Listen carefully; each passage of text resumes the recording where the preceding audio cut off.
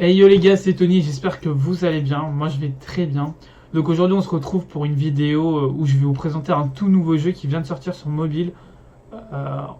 sur mobile en France. On peut retrouver ce jeu là sur les tablettes, Android, Apple, à peu près partout sauf les consoles.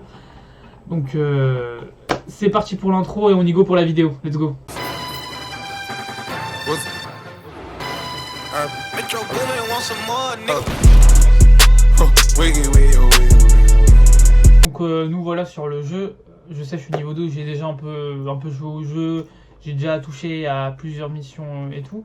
Donc c'est grâce à l'expérience que j'ai acquis en peu de temps que je vais vous expliquer comment bien évoluer dans le jeu, pas faire certaines erreurs que peut-être que j'ai fait aussi.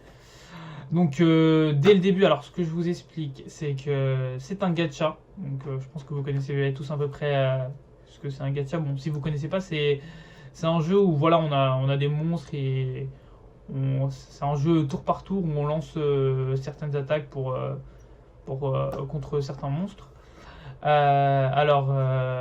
Premier conseil déjà dans ce jeu, faut toujours avoir des objectifs, hein. Alors, si on n'a pas d'objectif, on va se perdre, on va essayer de monter à peu près tous les personnages et ça, c'est vraiment pas bon. Ça va nous ralentir plus qu'autre chose dans nos missions, dans l'histoire ou quoi que ce soit. Donc, au tout début, je crois qu'on reçoit 2 ou 3 personnages. Donc, ces personnages vont vous aider à passer le chapitre 1. Et arrivé au chapitre 2, fin chapitre 2, on débloque une summon, c'est-à-dire plusieurs invocations. On débloque 5 grosses invocations, on a 5 monstres dans ces 5 invocations-là. Et c'est là où ça devient intéressant parce qu'on devra choisir une des invocations, une des groupes d'invocations qu'on aura invoqué. Donc, déjà, par rapport à ça, je vais vous dire, on a à peu près 3 excellents monstres dès le début du jeu. Enfin, si vous avez de la chance de les avoir, moi ce que je conseille c'est de les avoir tout de suite ces monstres là si vous pouvez. Et si vous les avez pas, de recommencer un autre contre. Donc je vais vous présenter les 3 monstres à surtout avoir pour bien avancer dès le début dans le jeu. Alors le premier monstre c'est Flora. Alors,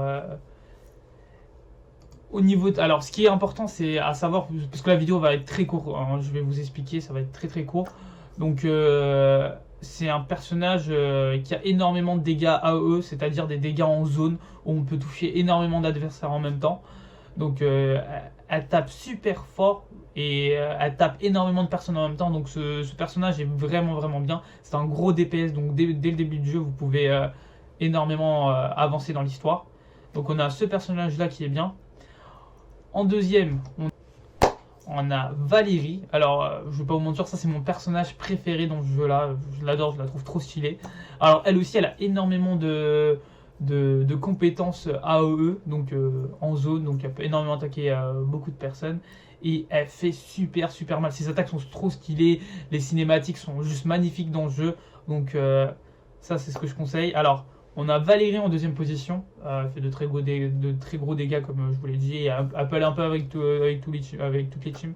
Donc on va passer au troisième personnage le plus important, enfin des plus importants au starter à avoir. Alors en troisième personnage, je vous conseille, comme troisième personnage, parce que je peux pas les classer, les 3 personnages que je vous présente à l'heure d'aujourd'hui, c'est 3 personnages, voilà, je trouve qu'ils sont assez équivalents dans l'histoire. Les 3, voilà, quand on les a dans le PvE, on avancera super bien. Donc on a Idriss, elle fait, si vous avez bien remarqué, parce que les 3, on a différentes, on va dire sa faction, différents attributs. Il y avait Natasia qui était feu, et là on a Valérie, on a Idriss qui est de type glace, je crois. Donc on a fait énormément de dégâts de zone aussi, elle fait super mal. Donc je vous conseille aussi ce personnage là comme starter, et il est super bon. Donc si vous l'avez, n'hésitez pas à les prendre.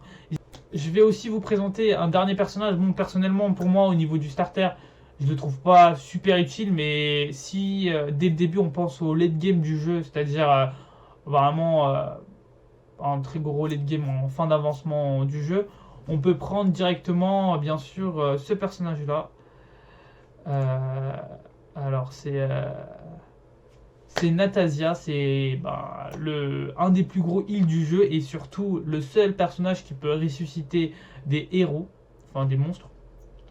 Donc elle est super bien. Donc après dans le starter en PvE, voilà, moi personnellement c'est pas mon style de jeu, hein. Moi j'adore tout ce qui envoie du lourd, des gros DPS qui attaquent fort et tout.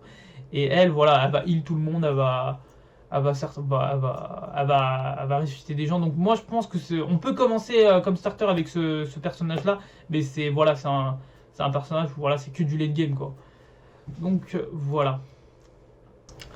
Donc voilà, on se retrouve en fin de vidéo. Donc n'hésitez surtout pas à liker la vidéo, à vous abonner, à activer la cloche et surtout à me dire ce que vous en pensez de la vidéo dans les commentaires. Et ne vous inquiétez pas, alors il y a il y a encore des tutos qui vont venir par rapport à ce jeu parce que j'ai énormément accroché à ce jeu. Alors le jeu est juste il est super bien, hein, faut le dire. Et je vais bientôt vous faire un petit top 5 ou top 10 peut-être des meilleurs personnages épiques et élites à monter. Donc n'hésitez surtout pas à me suivre, les vidéos viennent très prochainement. Et bien sûr il y aura aussi des ouvertures cartes Pokémon qui vont venir très prochainement.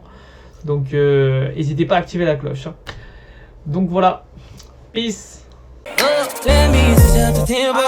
Let me switch up the tempo. Let me switch up the tempo.